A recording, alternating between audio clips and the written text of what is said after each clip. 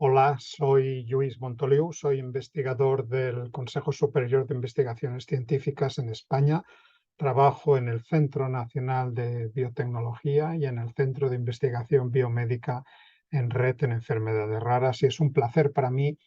participar en este primer Congreso Hispanoamericano de Albinismo dedicado a los profesionales de la salud. Agradeciendo la invitación, sin más, voy a pasar a compartir la pantalla para trasladarles lo que les quiero contar hoy en relación a la genética del albinismo.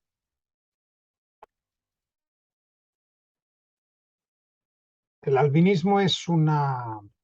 condición genética, no es una enfermedad, a pesar de que la tratamos como enfermedad rara y la catalogamos así porque afecta de 1 a 10.000 o 1 a 20.000 personas aproximadamente, aunque los datos ciertos de cada país no los tenemos, que se caracteriza, lejos de lo que podríamos pensar, por un déficit visual. Es una condición genética que transcurre con una deficiencia visual y que además puede coincidir con una alteración en la pigmentación, que no está presente en todos los casos. Ese déficit visual se puede manifestar a través de la ausencia o disminución de la presencia de fovea, que cursa con una agudeza visual reducida, unas conexiones quiasmáticas anómalas, una fotofobia y un nistagmo, como se ve aquí en este pequeño vídeo en pantalla. Tradicionalmente hemos definido diferentes tipos, sindrómicos o no, y la mayoría pero no todos, están asociados con hipopigmentación. Cuando la falta de pigmentación afectaba a pieles y ojos, tradicionalmente se hablaba de albinismos oculocutáneos. Cuando solamente afectaba a temas oculares, se hablaba de albinismos oculares. Naturalmente, una persona con carencia de pigmentación puede quemarse si se expone innecesariamente al sol, sin protección, y evidentemente no se va a broncear. Por lo tanto, si no se protege con cremas o con ropa o en la sombra, pues evidentemente esas quemaduras pueden malignizar y tiene una mayor probabilidad de desarrollar un cáncer de piel, precisamente por la ausencia de esa capa protectora de la pigmentación. Pero no necesariamente de motu propio una persona con albinismo va a desarrollar un cáncer de piel. Si se protege, no va a tener mayor riesgo que el resto de la población. Es genéticamente muy heterogéneo esta condición y al menos conocemos 22 genes. A nivel visual, las personas con albinismo carecen o tienen muy poco desarrollada la fobia, la zona de mayor concentración de fotorreceptores, y esto lo llamamos hipoplasia foveal. Aquí ve un fondo de ojo de una persona con albinismo arriba y una persona pigmentada abajo, se ve la mácula, que no existe en la persona con albinismo, y tampoco existen los vasos sanguíneos que la irrigan. Adicionalmente, se da estas conexiones anómalas entre la retina y otras partes del cerebro, en particular los núcleos visuales, que es donde se forma la imagen. En general, cada ojo comparte las conexiones en el lado ipsilateral, el mismo lado, y el lado contralateral, el lado opuesto del cerebro, en los dos hemisferios. Esto ocurre en los dos ojos y la integración de las imágenes nos da esta ilusión óptica de profundidad de campo, de visión 3D, de visión tridimensional. Personas con albinismo, cada uno de los ojos esencialmente se comunica solamente con el hemisferio contralateral y faltan o están abiertamente disminuidas estos axones, estas neuronas de conexión ipsilateral. Y esto da pie a que la visión tridimensional pues esté ciertamente alterada. Hoy en día conocemos no menos de 22 genes, de los cuales conocemos a ciencia cierta 21, que están asociados a otros tantos tipos de albinismo y que globalmente los podemos separar entre aquellos que afectan a las genes que tienen que ver con las células pigmentarias en su función primaria, que son los melanocitos y otras células pigmentarias como las células del epitelio pigmentado de la retina. Y luego están los albinismos sindrómicos, que tendrán ocasión de conocer en otra charla también de este congreso, que afectan no solamente a melanocitos, sino que afectan a todas aquellas células que en su interior tienen estas organelas parecidas o derivadas de los lisosomas, entre las cuales se encuentran los melanosomas, que es donde se fabrica y se acumula la melanina, pero no solamente los melanosomas. Por eso los albinismos sindrómicos pueden ser, y de hecho son en algunos casos más peligrosos y tienen mayor riesgo incluso para determinar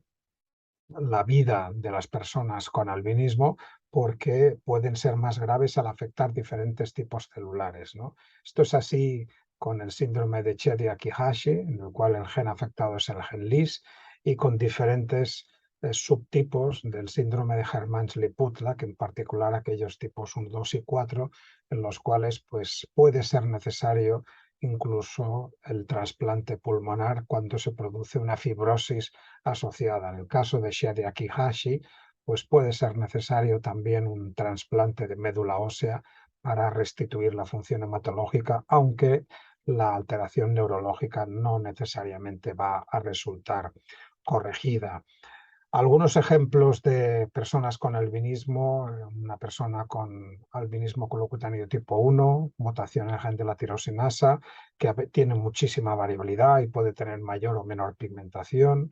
El albinismo colocutáneo tipo 2, mayoritario en África, como este chico negro de Camerún; el albinismo colocutáneo de tipo 3, el gen TIRP1, o el albinismo colocutáneo tipo 4, originalmente mayoritario en el Japón, pero que también está presente en muchos otros países, como por ejemplo en España. También el albinismo ocular, en el cual aparentemente no se ven alteraciones pigmentarias en la piel y en el pelo, solamente en el fondo del ojo, asociado a un gen que está en el cromosoma X, y está claro que en todos estos casos, cuando hay una pérdida de pigmentación, pues uno tiene que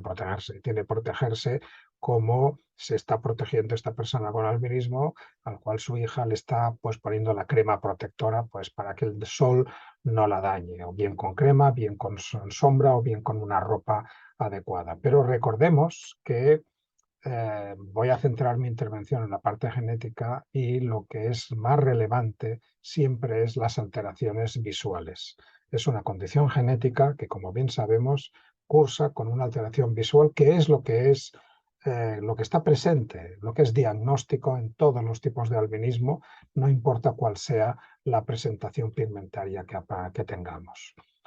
Vamos a ver un poquito en más detalle estos 22 tipos de albinismo y estos 21 genes, ¿no? ¿Cuál es la función de todos estos genes? ¿Qué sabemos de todos estos genes? Por un lado tenemos genes como la tirosinasa, o la proteína relacionada con la tirosinasa de tipo 1, o la dopacromo tautomerasa, estos tres genes que están asociados a OCA1, a OCA3 y a OCA8 respectivamente, y que son pasos naturales de la vía de síntesis natural de la melanina, y por lo tanto parece lógico pensar que cuando estos genes no funcionan adecuadamente, las enzimas que tienen codificadas pues también están alteradas y no van a producir melanina. Digamos, esto sería lo más obvio que uno podría esperar como causa original de estos tipos de albinismo. Luego tenemos el caso del albinismo colocutáneo de tipo 2, que costó bastante tiempo de entender, y que en definitiva es una bomba de iones que es capaz de mantener el pH del melanosoma. Por lo tanto, cuando se altera esta bomba, se altera el pH, se acidifica el contenido del melanosoma, y las enzimas que están dentro de ese melanosoma no tienen que estar mutadas, simplemente están en un entorno que ya no es favorable y dejan de funcionar. Por lo tanto, el control del pH en el caso de OCA2 también repercute en un caso de albinismo. Tenemos también los casos de albinismos de tipo 4 o de tipo 6, o incluso el albinismo ocular, en el cual lo que vemos son alteraciones de lo que es la propia fábrica de la melanina, de este orgánulo derivado del lisosoma que llamamos melanosoma. Y esto nos daría para explicar pues, el caso 4, el caso 6 y el caso de albinismo ocular de tipo 1. También tenemos en el caso de albinismo ocular de tipo 7, o incluso en el nuevo tipo de albinismo llamado FONDA, que es un acrónimo de las diferentes presentaciones que hay, tenemos pues una alteración en la diferenciación de los melanocitos, ¿no? Que ocurre en su trasiego desde la cresta neural donde surgen hasta que ocupan su destino en el cuerpo de la persona o en el cuerpo del animal que corresponda. Si está alterado esta diferenciación, también va a estar alterada la célula final. Y finalmente tenemos toda la serie de albinismos sindrómicos, tanto el Chiari-Hashi asociado al gen LIS como todos los asociados a Hermansle-Putlag, que son genes que codifican proteínas que tienen que ver con la biogénesis de estos melanosomas, y no solo de los melanosomas, sino de los orgánulos relacionados con lisosomas. Y es obvio que cualquier alteración que vaya a alterar el contenido de estos melanosomas va a repercutir directamente en su función. Nosotros progresamos en el estudio del albinismo gracias al estudio de modelos animales, y esto lo hemos venido haciendo desde hace ya casi más de 30 años, modificando genéticamente ratones. El genoma del ratón contiene estos mismos genes que tenemos en el genoma humano, por lo tanto es relativamente sencillo generar alteraciones genéticas en el genoma del ratón y evaluar cuál es el resultado de las mismas. Aquí tienen una serie de ratones en los cuales se ha alterado paulatinamente la expresión del gen de la tirosinasa, que, como saben, cuando está mutado está asociado a lo que es el albinismo colocutáneo de tipo 1. En el laboratorio hemos utilizado las herramientas CRISPR de edición genética, las que permiten modificar de una forma más precisa las secuencias para evaluar la función de elementos reguladores in vivo en los ratones. En este caso, el ratoncito de color gris que está encima de un ratoncito silvestre pigmentado de color más oscuro, pues lo que nos demuestra es que cuando hemos eliminado esa zona reguladora gracias a una intervención con estas herramientas de edición genética, pues se nos ha caído la expresión, ya no es tan oscuro, por lo tanto ya nos induce a pensar que va a ser un elemento relevante, y esto permitirá también descubrir pues nuevas causas de albinismo, porque sabrán que hasta un 30 y a veces hasta un 40% de las personas con albinismo,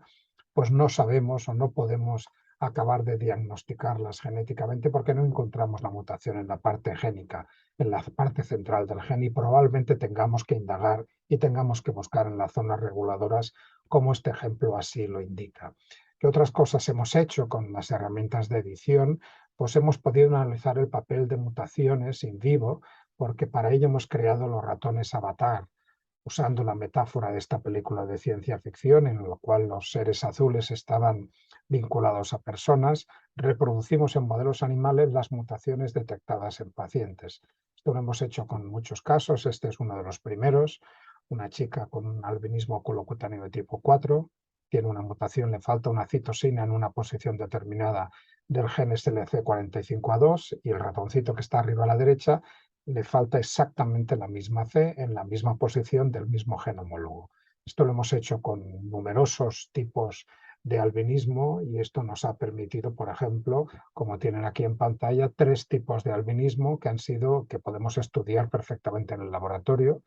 Un modelo de OCA2, de albinismo colocutáneo de tipo 2, y 2 modelos de albinismo colocutáneo de tipo 1, el subtipo A, en el cual no hay ninguna síntesis de pigmentación, la gen de la tirosinasa está inactivo, y el subtipo B, en el cual hay una síntesis mucho más reducida de tirosinasa,